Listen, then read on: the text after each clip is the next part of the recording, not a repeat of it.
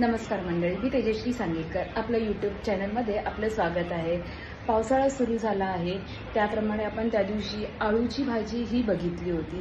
तसंच त्याप्रमाणे आता अजून एक भाजी आहे, ती टायकळ्याची भाजी आहे. तर ती टायकळ्याची भाजी आता आपण करणार आहोत.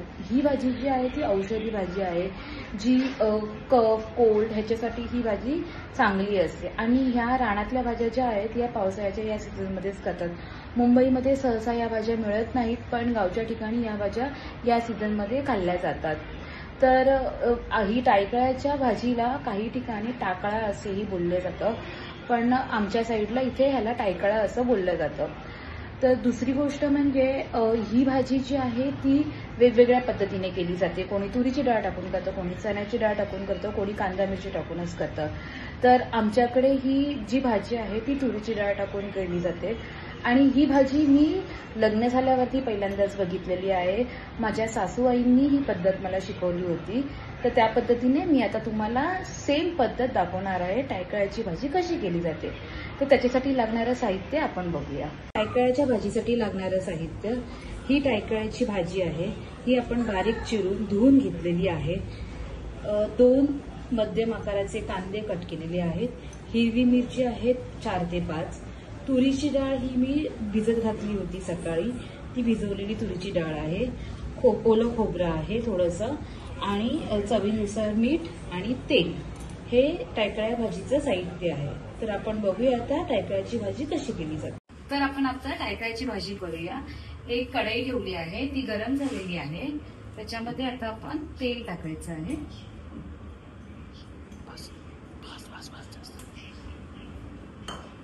तेल थोडंसं गरम झाल्यावरती आपण त्याच्यामध्ये बारीक चिरलेला कांदा घालणार आहोत. हा बारीक चिरलेला आपण कांदा घातलेला आहे आणि तो थोडासा गोल्डनिश ब्राऊन कलरचा होऊन द्यायचा आहे.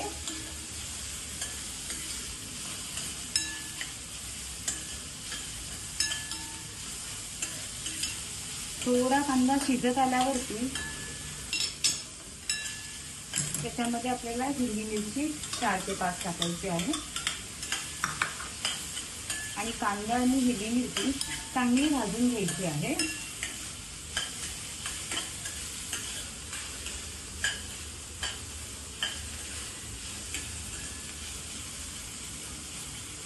एक 5 मिनिटांमध्ये कांदा आणि हिरवी मिरची चांगली भाजून होते.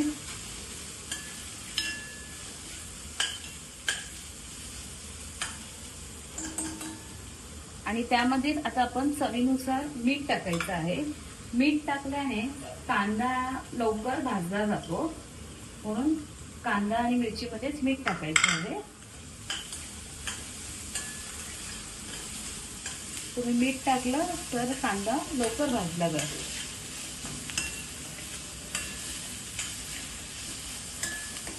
बघा, थोडंसं ब्राउनिश गोल्डनिश कलरचा कांदा झालेला आहे. आता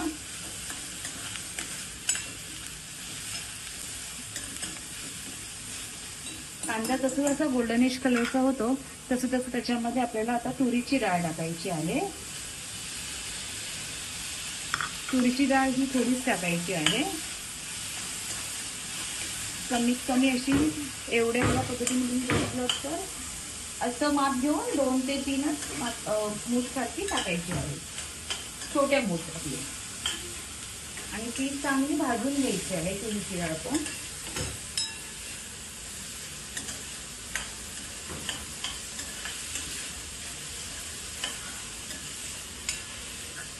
तुरीची डाळ, कांदा आणि मिरची हे चांगलं भाजून घ्यायचं आहे.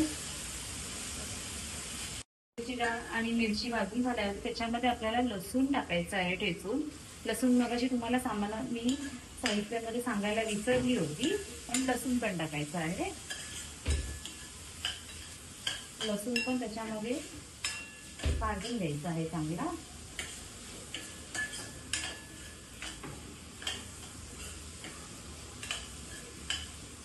आणि तो भाजून झाल्यावरती आता त्याच्यामध्ये टाकायचं आहे ही भाजी.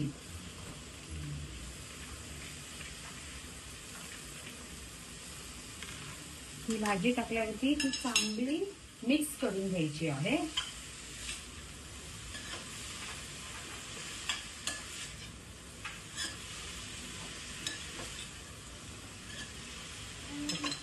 चांगली अशी मिक्स करून घेऊया भाजी आपण.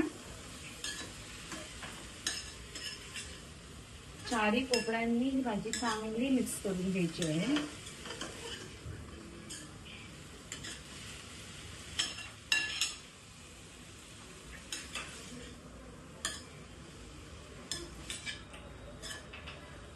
बघा आता ही मिक्स करून झालेली आहे भाजी.